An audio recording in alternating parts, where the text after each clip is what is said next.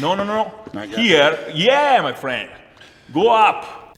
So Brian has finally posted a video of him training with Ermes Gasparini.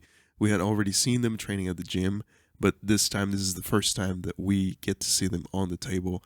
And man, right off the bat, one of the things that really surprised me is how good of a coach Ermes actually is. Like, despite the language barrier, which I think is smaller and smaller every time, because his English has been getting better so quickly. And the other thing is Brian's press. We've already seen how strong it is, but I mean, Ermes is saying you have a really strong press and you're really strong in that movement. We saw that also in the video. They were training at the gym. They were training the tricep press. Yeah, you are super strong here. That's why you have super strong press. The press. Yeah. And I think Brian is legitimately getting better. I still see some stiffness at the table, but he's looking a lot better. One thing I want to say though is that Ermes Gasparini, during a live stream, he said that he would not be able to run over Brian Shaw. He would not be able to flash pin, and that's kind of what he hinted at. Would you kill Brian Shaw right now? Would you kill him right now? No. No? No.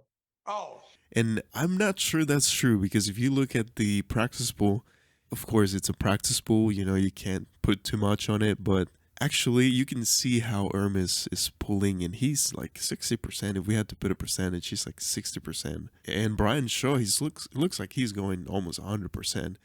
And you can see Ermes is still holding him, and he could hold him there. I mean, if there's something constant in that practice pool, is that Ermes is just letting Brian work. He's not attacking whatsoever. If he attacked, I think we would see a flash pin most likely.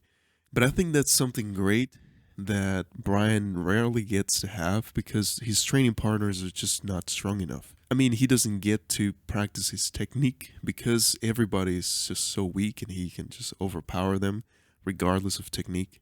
So having somebody who's just as strong as Ermes Gasparini, I think is just a blessing. And Brian really got to work a lot, work on the angles, the pressures, and you can see in the video, he can go all out, and still Ermes is able to hold him, which I think is really great. It's kind of what he needs.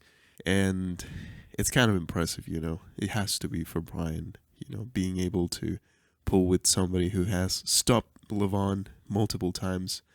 That is really an honor. And in the video, one of the main things that I noticed they were working on was the rise, and to put a lot of pressure into the top roll and keep it there before you transition. So Ermes was kind of like giving him hints about when to transition, how to apply pressure, and be always mindful of keeping the pressure steady. But something I would have loved to see more of is, since they did ready goes, I would have loved to see a little bit more explosivity. Like, you see the referee saying ready, go, and Ermes, of course, he's not attacking, so he has to wait for Brian to attack to then contain him.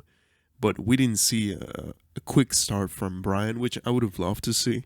I mean, if you're already going with the ready goes, then you might as well also practice the start. But you never know, sometimes you can isolate specific things that you want to practice, like the pressure, maybe not really the ready go. Maybe they were just very tired and they didn't want to risk hurting themselves unnecessarily, trying to go with like too much explosivity.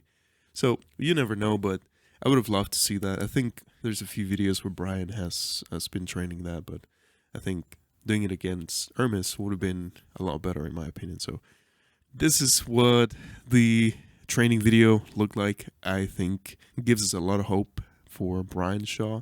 He's not at the top. I would not even dare say he can challenge the top 10 on the right arm super heavyweight, but he's getting there. So I think we might see him challenge somebody in the top 10 maybe in 2 years.